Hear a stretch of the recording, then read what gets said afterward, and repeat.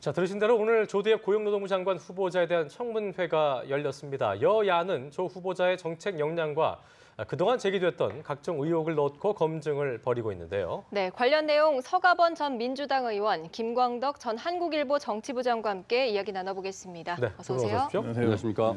자, 앞서 말씀드린 대로 조대엽 고용노동부 장관 후보자에 대한 인사청문회 열리고 있습니다. 부적격 3종 세트 중에 거론됐던 3명 중 김송조 이 3분 중에 1명인데요. 일단 오늘 오전 청문회 보셨을 텐데 어떻게 보셨는지 한 말씀 해주시죠. 예, 뭐 여러 가지 역시 청문회 시작하기 전부터 의사진행 발언이라든지 이래 가지고 또 뭐 논란들이 많았고요.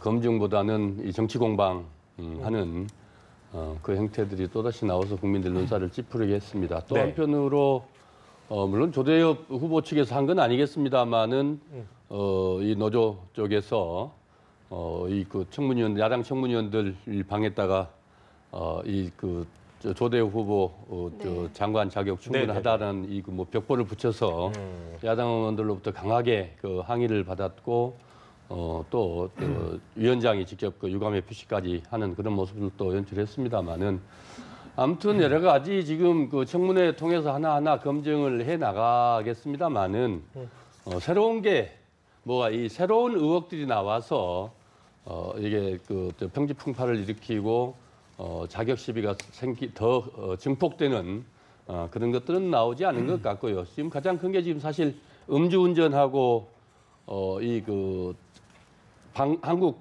방송 여론조사의 사회이사 지금 겸직한 게 문제가 되고 있는데 네. 어느 정도 본인으로서는 충분히 뭐 해명을 그간에 했고 또 오늘 또 충분히 하나하나 이렇게 해명을 하고 있는 과정이라고 보여집니다만은 아무튼 야당 의원들 입장에서 보면은 납득하기가 좀 어렵고 특히 음주 문제는 이게 아주 뭐 젊은 시절에 한 것도 아니고 최근에 한 거라 비교적 최근에 한 일이라 야당으로서 좀 더 이게 납득하기가 쉽지 않아 보이긴 합니다만은 그러나 전체 큰 틀 속에서 노동개혁을 할 적임자고 또 본인이 이른바 5대 비리 5대 원칙 예. 들어가지 않는다 뭐 이런 거 가지고 지금 항변을 하고 있습니다. 있고 좀 더 정말 지켜봐야 될 것 같습니다. 네. 그래요, 알겠습니다. 자, 김 부장님 보실 때는 좀 더 네. 객관적인 시선에서 보실 때 뭐 네. 음주운전도 그렇고요. 뭐 노동 분야 전문성도 좀 부족하다. 뭐 여러 가지 의혹들이 일고 있는데요. 어떻게 좀 개인적으로 보고 계십니까? 일단 오늘 조대엽 후보자는 어제 김상곤 후보자는 대부분 좀 뭐 잘못을 처음에 인정하지 않고 반박하는 이런 입장이었는데 예. 조대엽 후보자는 이제 음주운전은 진짜 딱 걸린 거기 때문에 그거는 있어서는 안 될 음주운전에 대해서는 죄송하다고 생각한다라고 이야기를 하면서도 자기는 소위 문재인 대통령 대선 과정에서 밝힌 5대 불가 그 비리 사유에는 들어가지 않는다라고 하는 이야기를 했습니다. 근데 이제 왜 그런 이야기를 하냐면은 본인이 지금 가장 문제되고 있는 게 지금 음주운전인데 이제 만취운전이죠. 단순하게 만취운전해서 면허 취소까지 당한 이게 있고 그다음에 사회이사를 겸직하는데 신고를 하지 않았습니다.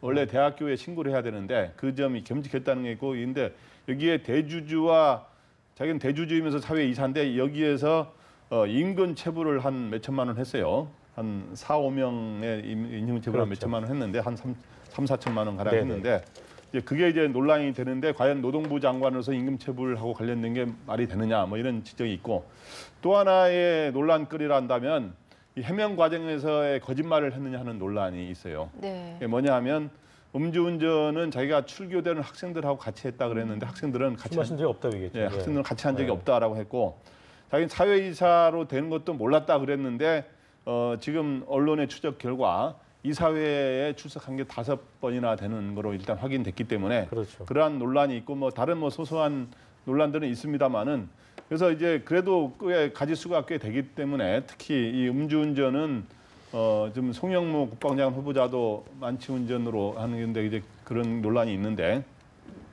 그래서 그런 거에서 오늘 좀 청문회를 잘 지켜봐야 될 것 같습니다. 어떤 쪽으로 이제 여론이 흐르고 네. 하는지를. 예. 근데 이제 저 궁금한 건 뭐냐면 아까 그 서 의원님 말씀하신 것처럼 그럼에도 불구하고 예. 개혁이나 어떤 노동개혁 같은 쪽에 방점 찍어서 이쪽으로는 이런 분만한 게 없다, 이런 분만한 분이 없다라고 생각해서 통과가 돼야 될지 뭐 이런 부분에 대해서 어떻게 생각하실지 좀 여쭤보고 싶습니다. 저는 노동개혁이라고 하는 측면에서 보면은 뭐 이 양 측면이 있다고 봅니다. 그러니까 현재 노동 문제에 대한 관심을 갖고 또 문재인 후보를 많이 이제 그동안 소위 자문 역할을 해왔기 때문에 네. 대통령하고 철학을 맞춰서 노동 개혁이라든가 또 일자리 문제, 고용 노동부 아닙니까? 그런 문제를 나름대로 잘 해결할 수 있는 그런 추진력을 갖고 있다고 볼 수도 있지만 또 여러 가지 아까 말했지만 음주운전을 사람에 따라 좀 평가가 다른데요. 술을 자주 드시는 분들은 음주운전 과거에 뭐 그런 거 한 번 있을 수 있는 거 아니냐 이렇게 하는 사람들도 있는데 또 엄격하게 이야기하는 사람들은 여기도 이제 언론사라든가 여러 가지 공공기관이라든가 뭐 여러 가지 이런 데 보면 이렇게 술을 많이 마셔가지고 면허 취소까지 당할 정도의 하면서 이렇게 평소에 그런 거를 품행 관리를 좀 덜하면 그렇죠. 그게 회사 내에서도 인사에서도 영향을 사실 그런 것도 영향을 줘요. 그런데 우리나라의 그 장관 정도 되면 대통령 다음 급으로 국무위원으로서 최고 리더격인데 그 분야의 리더격인데 과연 그런 자격이 있느냐 하는 이런 논란이 있을 수 있기 때문에 조대엽 후보자는 저는 송영무 후보자보다는 비중이 좀 덜하다고 봅니다만은 좀 지켜봐야 될 것 같습니다. 그래요, 알겠습니다. 네. 자, 고용노동부 예. 장관인데 한 가지 의혹을 더 살펴보면요. 이제 대학원장 재직 당시에 학생들에게 좀 고성과 반말을 했던 영상이 또 논란이 되고 그래요. 있더라고요. 아무래도 노동계와 좀 잘 이렇게 타협을 해가야 하는 사람으로서 이 부분도 문제가 될 것 같은데 어떻게 보십니까? 실제로 이제 그 경위들이 오늘 청문회에서 아직 오전 중에 그거는 뭐 이렇게 언론에서는 좀 나오지는 아직 않은 것 같아요. 언론에 이제 보도됐는데 그래서 그 과정 전후 과정들 맥락들이 어떻게 되는지는 좀 청문회 통해서 지켜봐야 되겠습니다만은 학교에 이제 그때 뭐 술 마셨다는 것도 음주운전했다는 것들도 뭐 학생들 그 학교 학내 분규 관련돼서 여러 가지 이 조정하는 과정들이 좀 있었다는 거 아니겠습니까? 마찬가지로 이분이 비교적 좀 액티브하게 활동적인 것 같아요. 활동적인 것 같고 실제로 노동대학원생들 얘기도 그 학생들 얘기도 좀 일부 들어봤거든요. 저도 그랬더니 그 평가는 되게 좋아요, 아주. 예. 그다음에 이 얘기도 많이 들어주고 상담도 많이 하고 또 실제로 수업하는 과정에서도 구체적으로 하나하나 사례들을 들어가면서 이렇게 해서 개혁적이고 진보적이다, 또 합리적이다 이런 평가를 받는데 네. 지금 어떤 경위에서 어떻게 그런 문제들이 생겼는지는 청문회 가서 과정에서 좀 더 확인해 봐야 하겠습니다만은 학교에서 사제지간에 지금 이제 요즘에 그런 것들이 크게 좀 문제가 되고 있습니다만은 전에는 좀 그런 일이 좀 왕왕 있기도 하고 그랬지 않습니까? 청문회를 한번 통해서 그러니까 전후 과정을 좀 따져봤을 때 따져볼 필요가 있겠다고适当한 봅니다. 거였으면 뭐 그 괜찮지 않겠냐는 그런. 그래서 오전 중에도 아마 야당 의원들도 지금 그 문제까지는 아직 나오지 않은 걸로 봐서 그 정도는 뭐 좀 익스큐스 할 수 있는 문제 아니겠냐 이렇게 생각하는 것 같기도 하고요. 해명한 부분이 만약에 거짓으로 드러나는 그런 경우는 좀 문제될 수 있겠죠, 그렇죠? 실제로 죄송합니다. 가장 큰 문제가 결국은 그 진실 아니겠습니까? 그렇습니다. 행위는 과거의 행위들은 이루어진 것들은 그 뭐 여러 가지 정황상 또 사정상 여러 가지 이유가 있어서 기왕에 그리 일어났지만은 해명하는 과정에서 그것을 거짓말을 동원해서 해명했다. 그거는 국민들을 속이는 것이고 그렇습니다. 최고 공직자로서 국민의 지도자 아니겠습니까 또? 있어서는 절대로 안 되죠. 그렇습니다. 네. 알겠습니다. 네. 자, 김상구 후보자에 대한 청문회가 어제 이어서 오늘 새벽 1시 넘어서 굉장히 길게 이어지다가 오늘도 진행이 됐었는데요. 새 정부 출범 이후에 장관 후보자에 대한 청문회 1박 2일 넘긴 거는 이번이 최초입니다. 네. 그만큼 뭐 의혹이 좀 많았다는 얘기가 될까요? 아니면 아까 말씀하신 대로 해명을 적극적으로 했기 때문에 그 사실관계를 파악하는 과정이 길었던 걸까요? 어떻게 좀 볼 수 있을까요? 네, 이번 김상훈 후보자의 청문회가 오늘까지 길어진 거는 아주 이례적인 일이에요. 제가 청문회를 오래 취재했습니다마는 이런 일은 거의 없는 경우인데 예. 이제 그래도 이례적으로 또 현재 위원장이 또 야당이거든요. 그런 측면도 있고요. 그런데 오늘 이제 길어진 이유는 뭐 제가 보기에 다른 사람보다 의혹의 가지수가 더 많아서 그렇다기보다는 김상곤 후보자가 어저께 내가 답변 태도를 봤더니 이 송영문 후보자 그저께 같은 경우는 보면은 약간 수세에 몰리기도 하고 좀 저렇게 어떻게 보면 정확하게 반박을 못하는 경우도 있고 그랬는데 김상곤 후보자는 굉장히 당당하더라고요. 예. 그래서 어저께는 지금 현재 논란이 되는 건 뭐 여러 가지가 있습니다만 가장 중요한 건 크게 두 가지인데 석박사 학위 논문 표절하고 그다음에 이념 편향 논란인데 예. 결국엔 이런 문제를 갖고 야당과 소위 후보자 사이 김상곤 후보자 사이에서 그리고 여당은 또 김상곤 후보자를 또 지원을 했고요. 이런 과정에서 정치적으로 굉장히 맞서는 게 있었고 그다음에 또 이거와 관련해서 자료 제출을 제대로 했느냐 마느냐 하는 논란이 또 처음 시작할 때도 그것 때문에 1시간 몇 분이 늦어졌지 않았습니까? 오전 시간은 거의 다 그런 것 때문에 그래서 지나갔죠. 그런 자료 제출 논란과 그리고 정치적 공방 그리고 이러한 것들이 이번은 김상곤 후보자는 이 교육 정책은 또 이제 일종의 국가의 소위 이 방향 그리고 어떤 이념성, 일단 노선 이런 거하고도 좀 관련이 있기 때문에 서로 치열하게 그런 공방을 벌이다 보니까 오늘까지 이어지지 않았냐 이렇게 생각을 됩니다. 그런데 네. 일단은 연장을 하면서 오늘 오전 중에 마무리하기로 일단은 했는데 하여튼 좀 이제 매듭이 잘 지어지는지 좀 지켜봐야 할 것 같습니다.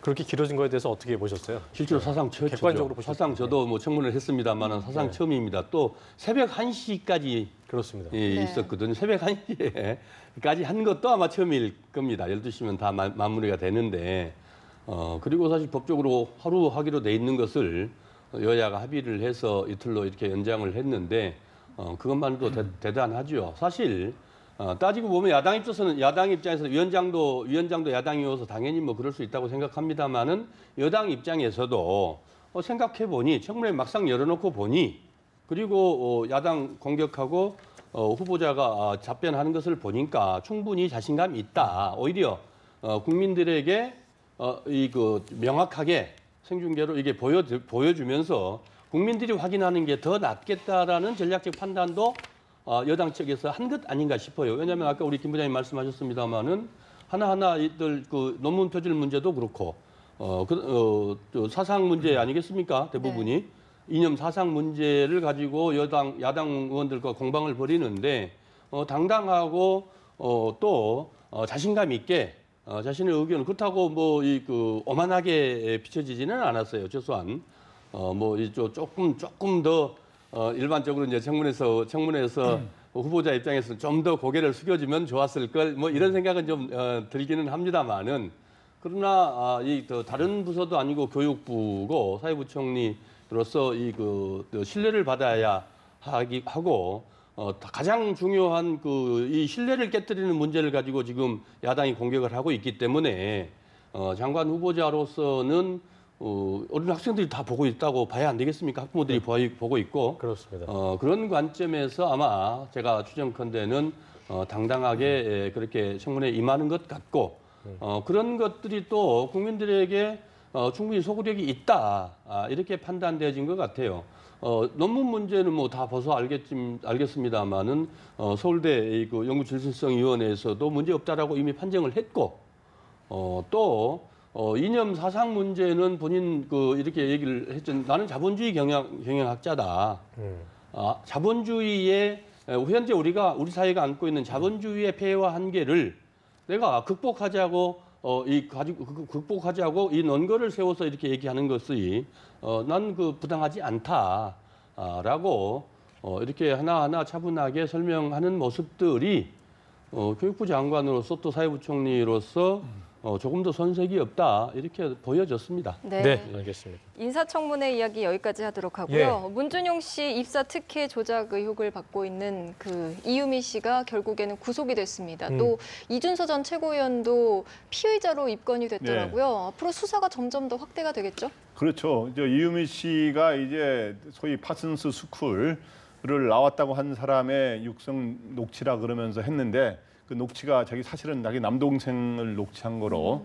근데 그 내용은 어느 정도 들은 내용인지 모르겠습니다만은 분명한 조작이라고 당에서도 시인한 거기 때문에 어저께 같은 경우는 법원에서 영장 실질 심사를 한 뒤에 사안의 중대성뿐만 아니라 도주의 우려까지 있다라는 식으로 해서 결국에는 구속영장이 발부가 됐고요. 그게 이제 검찰은 이유미 씨가 구속된 거를 토대로 이유미 씨에 대한 어떤 강력한 수사, 이제 구속을 했으니까 또 수사를 강도를 높이면서 또한 동시에 이준서 전 최고위원하고 주로 상의하지 않았습니까? 그러니까 이준서 전 최고위원을 또 피의자로 하면서 조사를 하면서 이준서 전 최고위원이 뭐 카톡을 서로 주고받은 거로는 제보 조작을 공적으로 모르고 있었다고 당에서는 주장하고 있지만 과연 어느 정도 낌새를 차렸을 가능성도 있거든요. 그런 문제라든가 그다음에 또 이준서 전 최고위원이 또 다른 사람하고 당내 누구하고 또 상의했는지 더 윗선이 있는지 이런 쪽에 아마 앞으로 수사력이 모아질 거로 보입니다. 그래요. 또 의혹을 주는 게 뭐냐면 이제 이용주 의원이 그저께인가 이제 발표를 했죠. 그러니까 이유미 의원과 이준서 의원 사이의 어떤 이런 그 관계에 대해서 확실하게 이건 단독 범행이라고 얘기를 하면서 그 근거로 카톡 내용을 공개를 했는데 미공개 카톡대가 추가로 드러났고 이거에 대해서 국민의당 입장에서는 일부러 뺀 거 아니라고 얘기하면서 점점 더 의혹은 좀 증폭되는 상황이거든요. 앞으로 상황 어떻게 좀 전개될 거라고 예상하십니까? 실제로 우리가 이 사건을 주목해야 할 것은 이 사건이 결국 이 문준용 씨의 이 취업 관련된 것들이 그 공세를 펴기 시작한 게 대선 기간에 그 여론조사 공표 금지 그렇죠. 기간 때부터거든요. 이른바 이 깜깜이 선거, 터널 선거라고 했지 않습니까? 여기 우리 나왔어도 얼마나 많이 그거 가지고 공방을 벌였고 국민의당 분들이 세게 공격을 그것도 뭐 자유한국당이든 바른당이든 다 그게 깜깜이 선거 기간 중에 딱 단 하나의 이 그 강력한 이슈였습니다. 그러면은 우리가 통상 선거를 준비하다 보면은 이 초반, 선거 초반, 중반, 이 종반 그 중에서도 또 이제 여론조사 공표 금지 기간 중에 이 그 대응 공세나 또 수세, 대응 전략 뭐 이런 것들이 이제 일반적으로 선거 전략에 그 수립되는 이 과정들이거든요. 그러면 이게 단순한 문제겠냐 이거죠.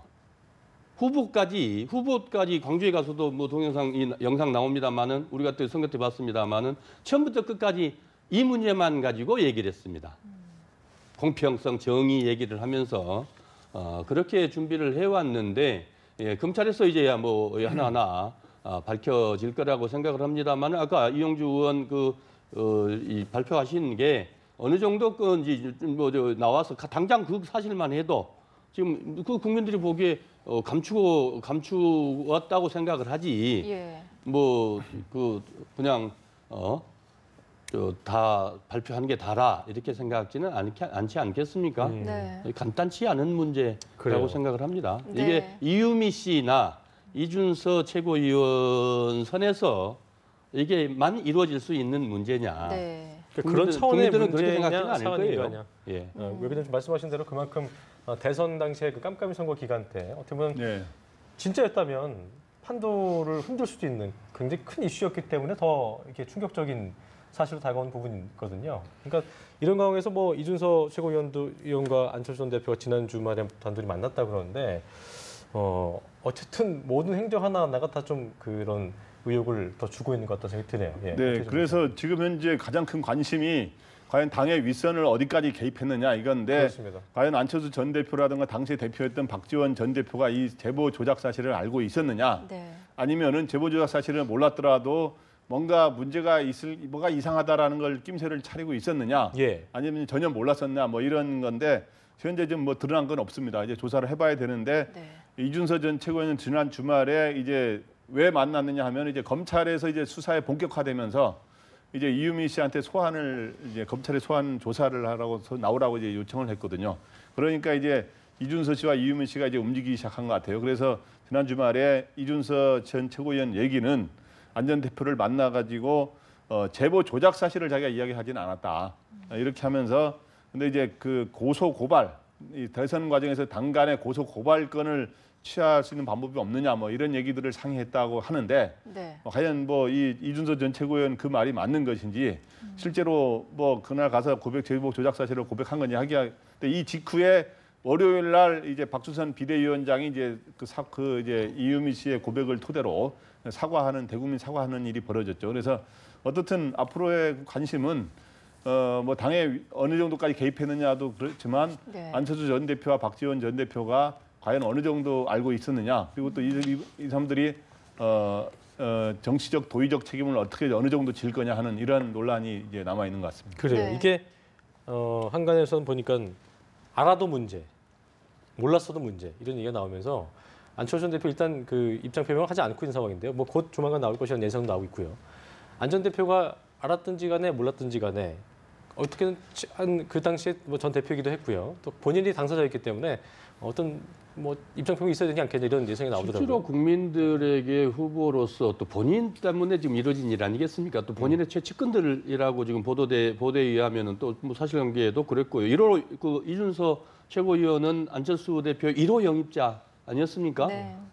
실제로 또 그 전부터 본인하고 또 이 관계가 밀접한 분이었고 그런 인과관계를 떠나서라도 국민들에게 최소한 지금 이 상황에 대해서 본인의 입장이 밝히고 또 사죄를 하고 그리고 추후에 뭐 또 발표된 과정에서 생기는 일들은 그 다음 일이 아니겠습니까? 최소한의 지금 4일이 지났는데 아직도 이런 방구의 말도 없다는 것은 국민에 대한 예의는 아니다. 이런 생각이 들고요. 지금 알아도 문제고 알지 못해도 문제라고 얘기를 하는데 실제로 이 선거법이라는 게 그럼 누가 취하한다고 해서 이게 취하가 되는 일이 아니거든요. 두 번째로 이 허위사실 공표라는 것은 결국 허위사실 아니겠습니까?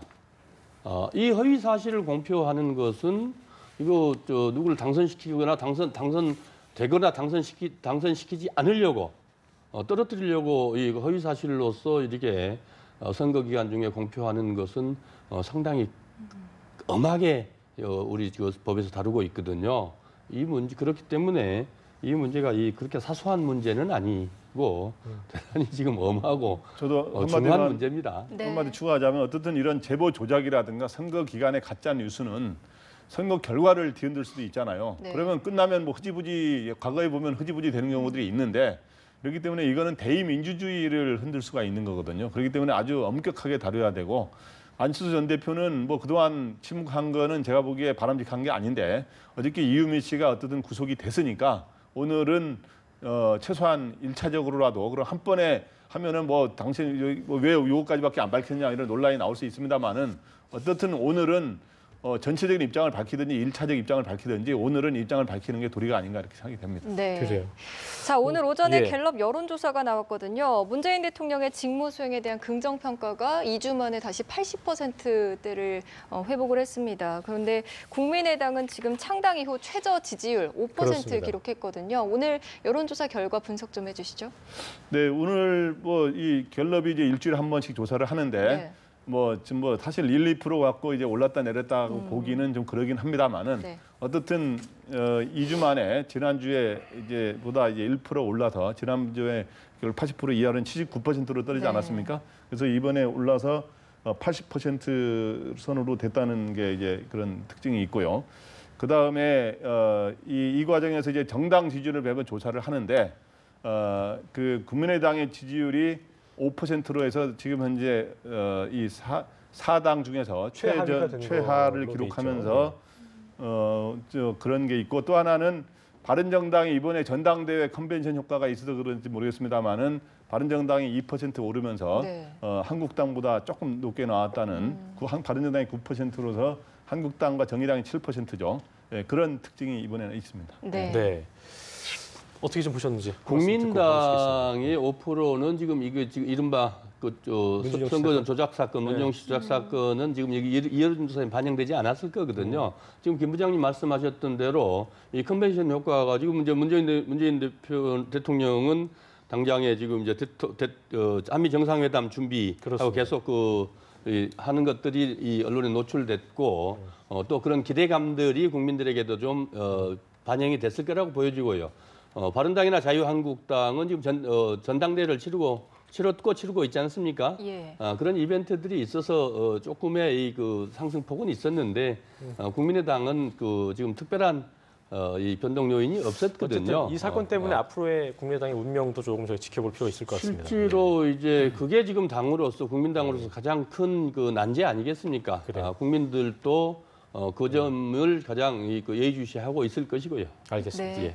오늘 말씀 여기까지 듣겠습니다. 네. 서가번 전 민주당 의원, 김광덕 전 한국일보 정치부장과 함께했습니다. 두 분 고맙습니다. 예, 감사합니다.